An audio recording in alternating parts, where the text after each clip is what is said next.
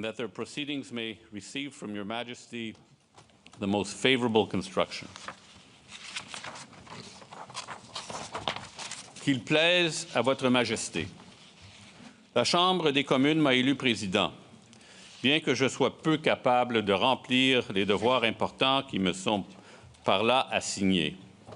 Si dans l'exécution de ces devoirs, il ne m'arrive jamais de faire une erreur, je demande que la faute me soit imputée et non aux communes, dont je suis le serviteur et qui, en vue de s'acquitter le mieux possible de leurs devoirs envers le roi et le pays, réclament humblement, par ma voix, la reconnaissance de leurs droits et privilèges incontestables, notamment la liberté de parole dans leurs débats, ainsi que l'accès auprès de la personne de Votre Majesté en tout temps convenable, et demande que Votre Majesté veuille bien interpréter de la manière la plus favorable leurs délibérations.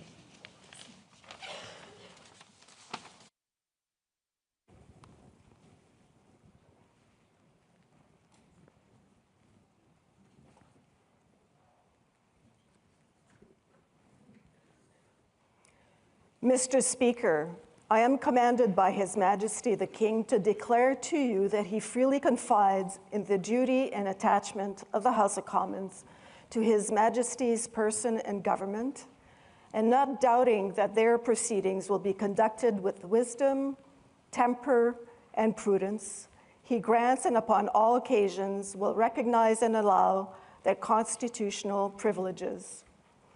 I am commanded also to assure you that the Commons shall have ready access to His Majesty upon all seasonable occasions, and that their proceedings, as well as your words and actions, will constantly receive from Him the most favorable construction.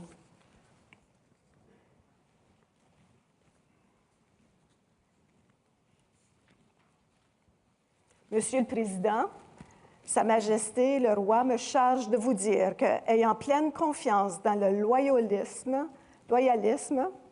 et l'attachement de la Chambre des communes envers la personne et le gouvernement de Sa Majesté, et ne doutant nullement que ces délibérations seront marquées au coin de la sagesse, de la modération et de la prudence, il lui accorde et en toute occasion saura reconnaître ses privilèges constitutionnels. J'ai également ordre de vous assurer que les communes auront, en toute occasion convenable, libre accès auprès de Sa Majesté et que leurs délibérations, ainsi que vos paroles et vos actes, seront toujours interprétés par lui de la manière la plus favorable.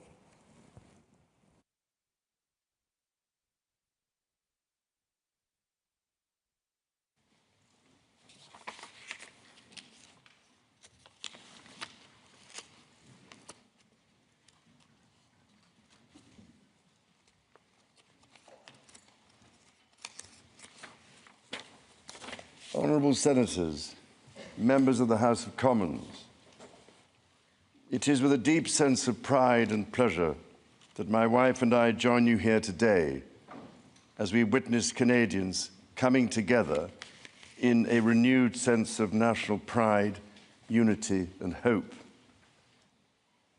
I would like to acknowledge that we are gathered on the unceded territory of the Algonquin and Anishinaabe people.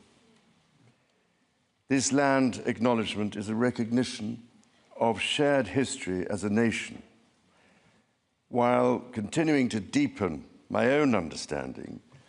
It is my great hope that in each of your communities and collectively as a country, a path is found toward truth and reconciliation in both word and deed.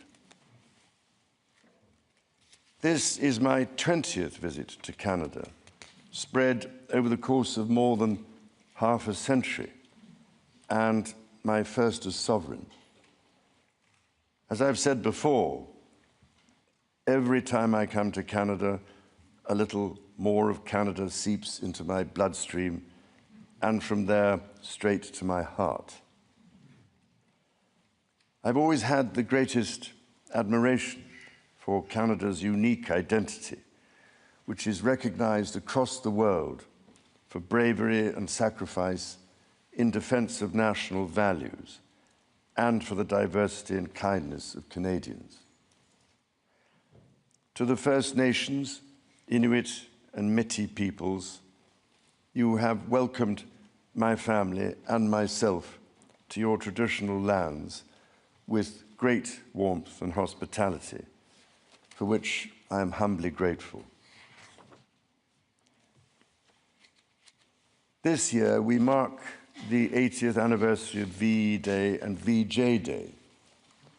On Juno Beach, at Dieppe, on the Somme, at Beaumont-Hamel, at Ypres, and on Vimy Ridge.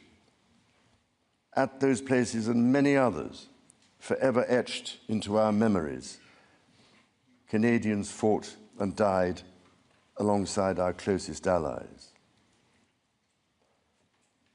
Aujourd'hui, je vois des îlots venant d'un bout à l'autre du Canada, de Saint-Jean's à Terre-Neuve et Labrador, de Victoria en Colombie-Britannique et d'Arviat au Nunavut. Je vois des gardiens des droits et libertés garantis par la Charte canadienne.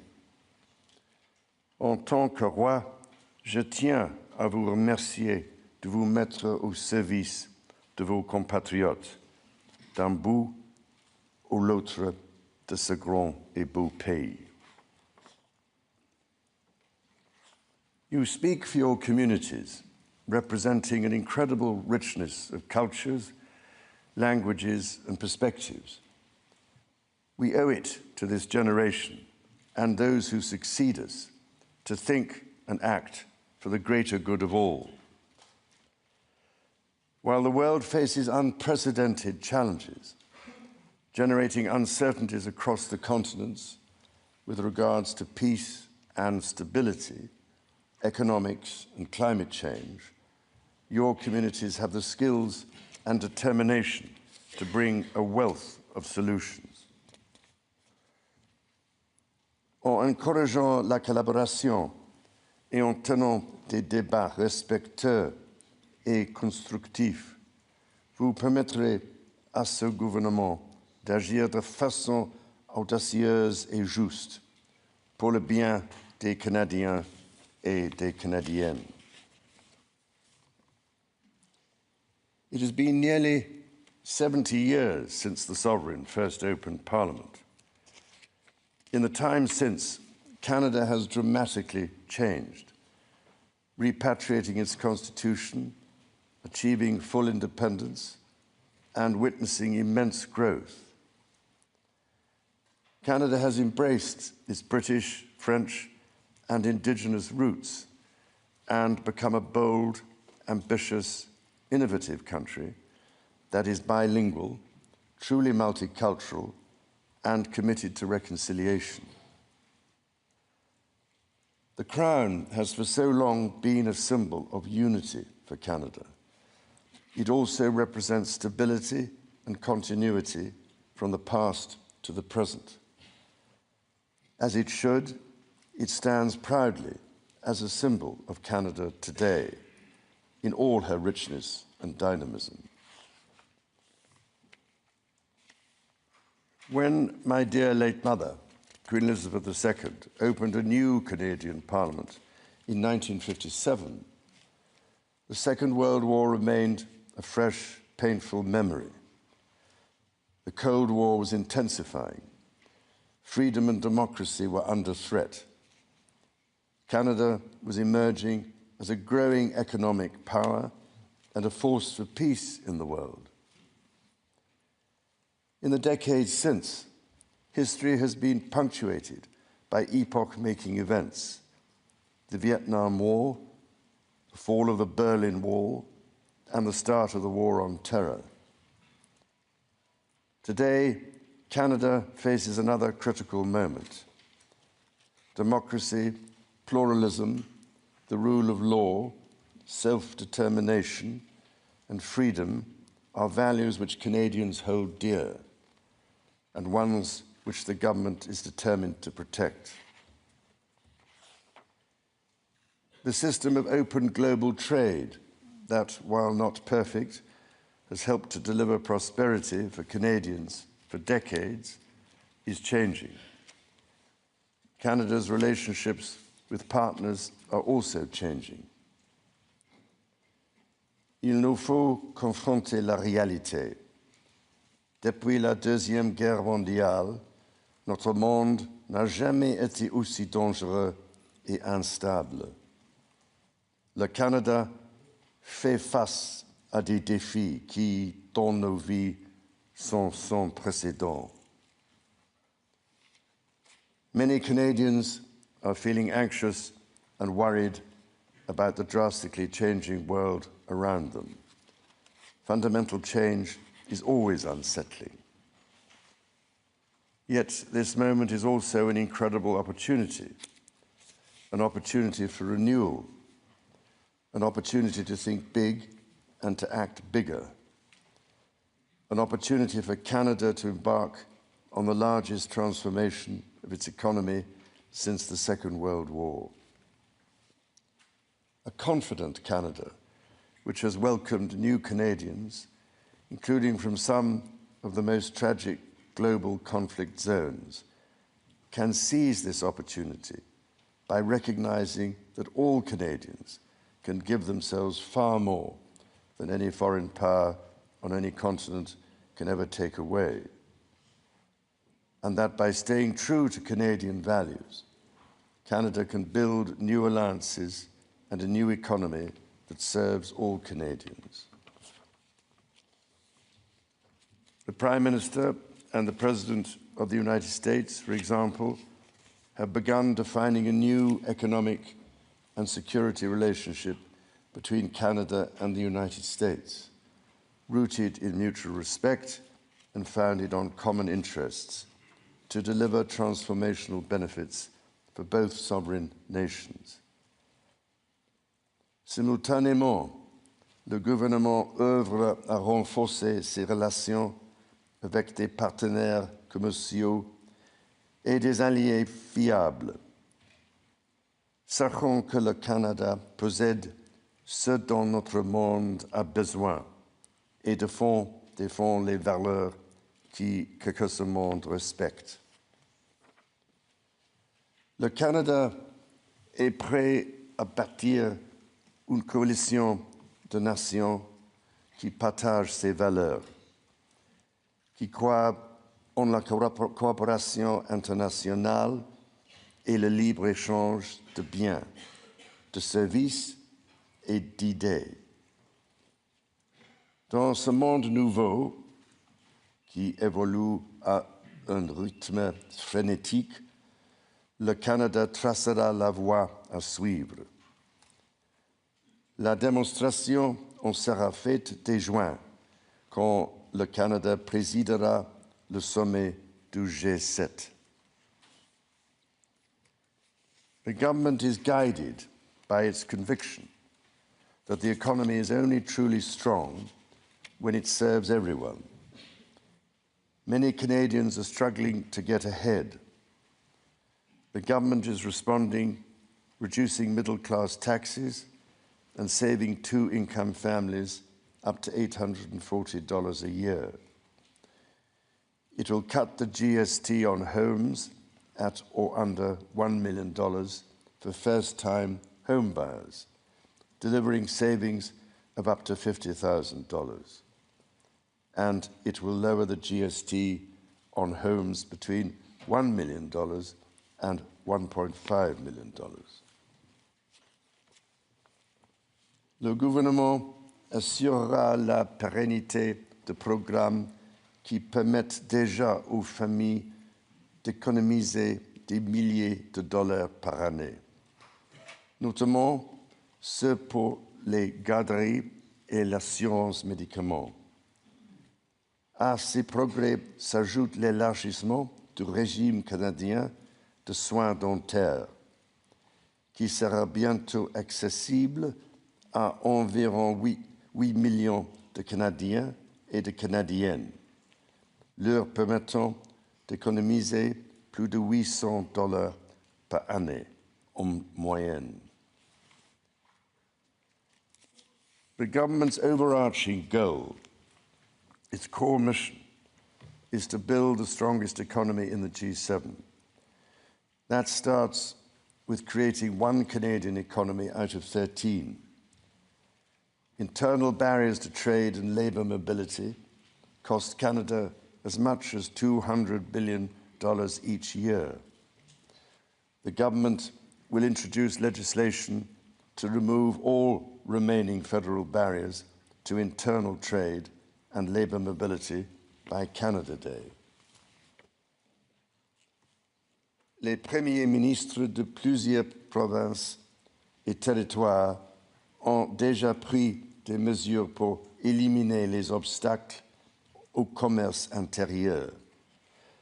Le gouvernement va s'appuyer sur ces progrès pour créer, d'ici la fête du Canada, un réel système de libre-échange à travers le pays.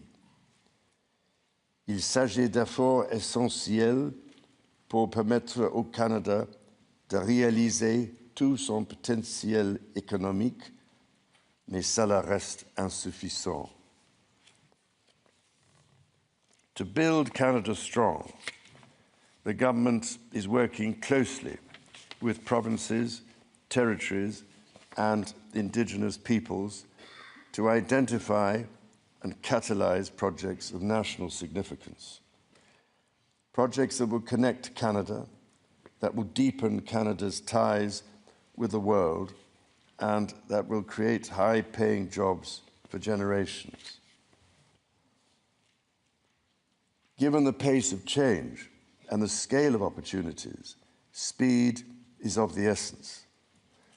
Through the creation of a new major federal project office, the time needed to approve a project will be reduced from 5 years to 2, all while upholding Canada's world-leading environmental standards and its constitutional obligations to Indigenous peoples. The government will also strike cooperation agreements with every interested province and territory within 6 months to realise its goal of one project, one review. When Canadians come together, Canada builds things that last. Éliminer ces obstacles qui freinent l'économie canadienne permettra l'avènement d'une nouvelle ère de croissance grâce à laquelle le Canada va non seulement surmonter des guerres commerciales, mais en émerger plus fort que jamais. Cela lui permettra de devenir une superpuissance en matière d'énergie verte et conventionnelle, de bâtir une stratégie industrielle qui rendra le Canada plus compétitif à l'international, tout en luttant contre les changements climatiques, de bâtir des centaines de milliers de bonnes carrières dans les métiers spécialisés, et donc de faire du Canada une plaque tournante pour la science et l'innovation.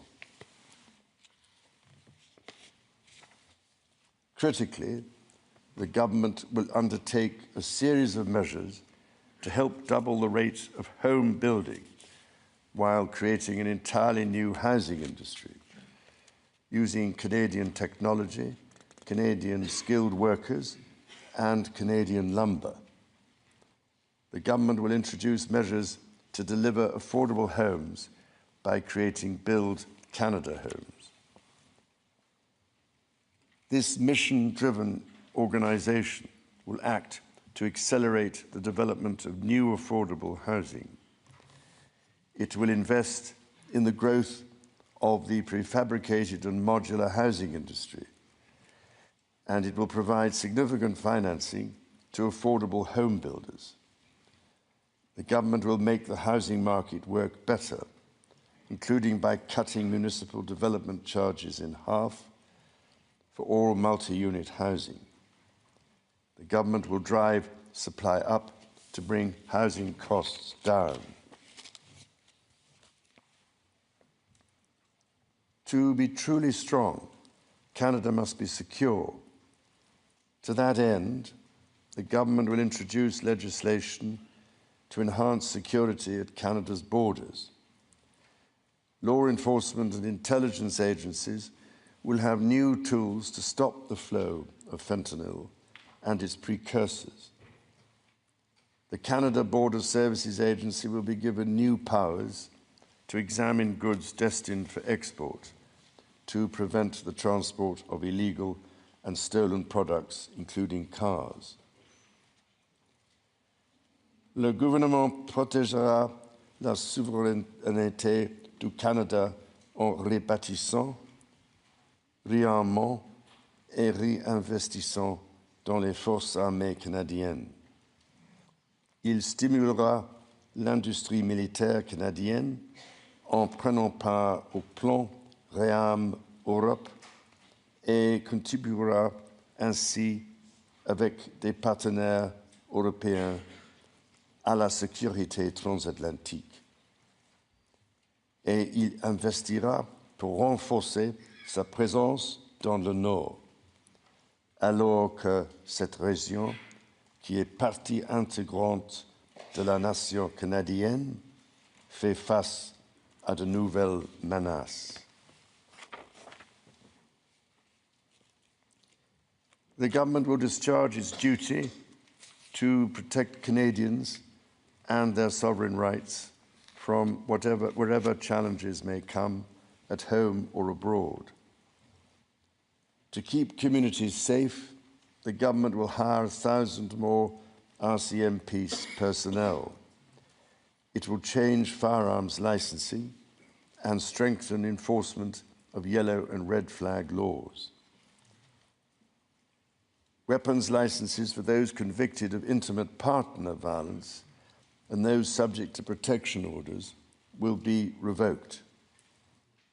Through the deployment of scanners, drones, and helicopters, additional personnel, and canine teams, the government will stem the tide of illegal guns and drugs across the border. It will take these steps while protecting the rights of law-abiding gun owners and Indigenous peoples' long-standing hunting traditions.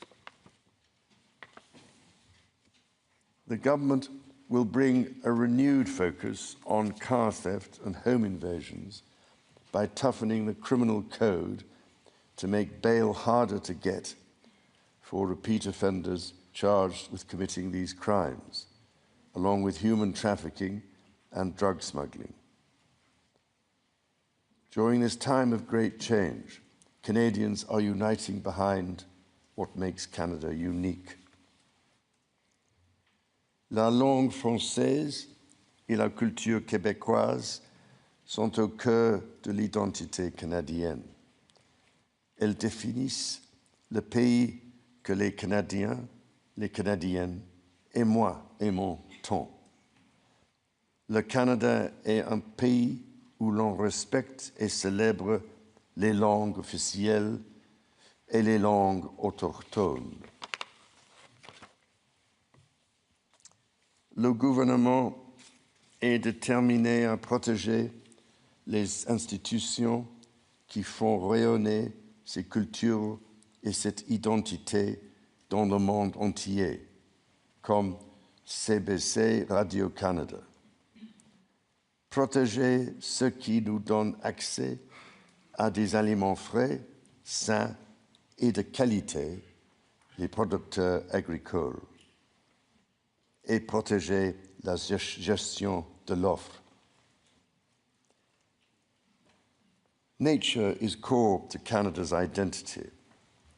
In 2022, Canada convened COP15 in Montreal, which concluded with 196 countries striking a historic agreement to protect 30% of their lands and 30% of waters by 2030.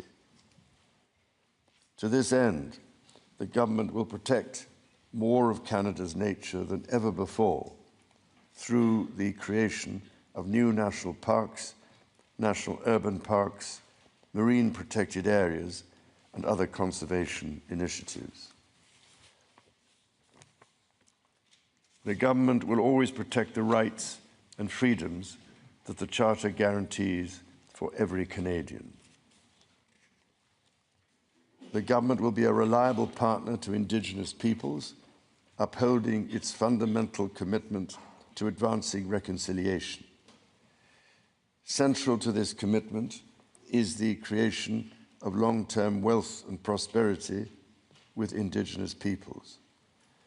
For that reason, the government will double the Indigenous Loan Guarantee Program from $5 billion to $10 billion, enabling more Indigenous communities to become owners of major projects.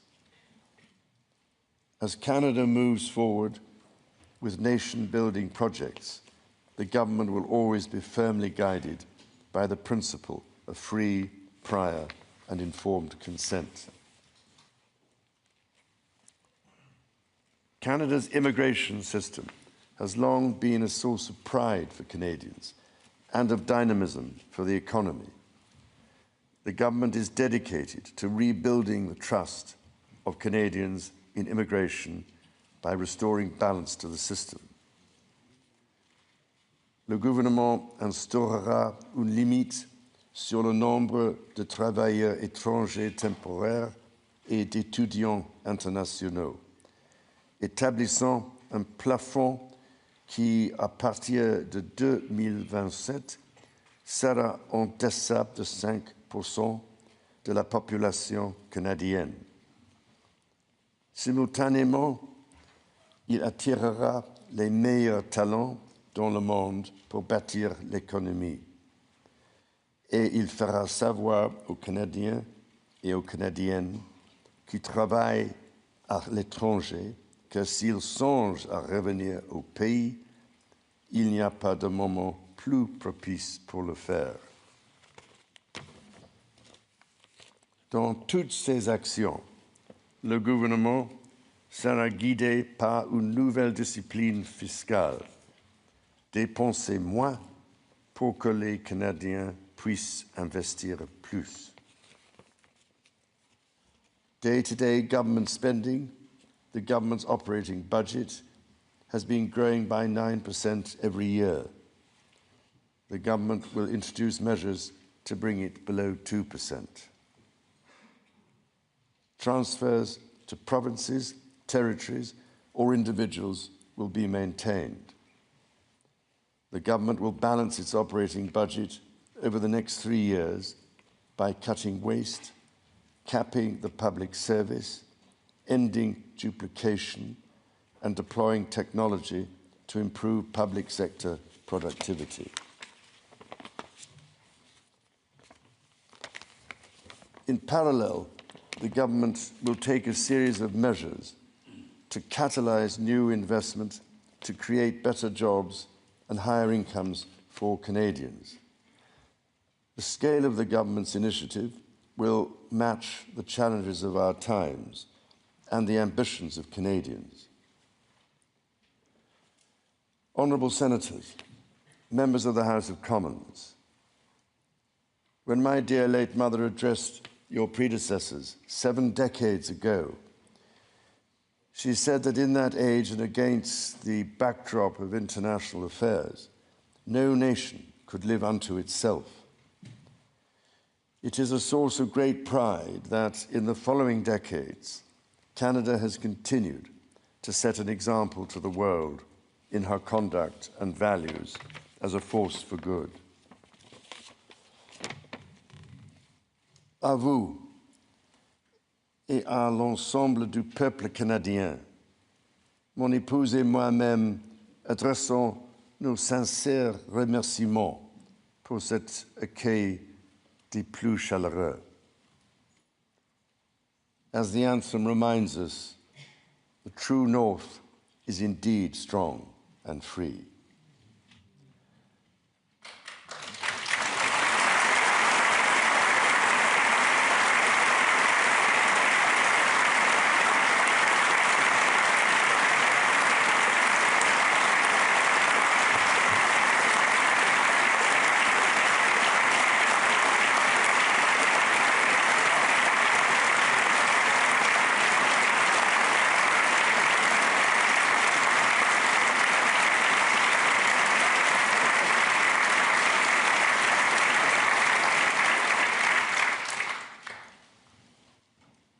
members of the House of Commons, you will be asked to appropriate the funds to carry out the services and expenditures authorised by Parliament. May you honour the profound trust bestowed upon you by Canadians. And may God bless and guide you in all your duties.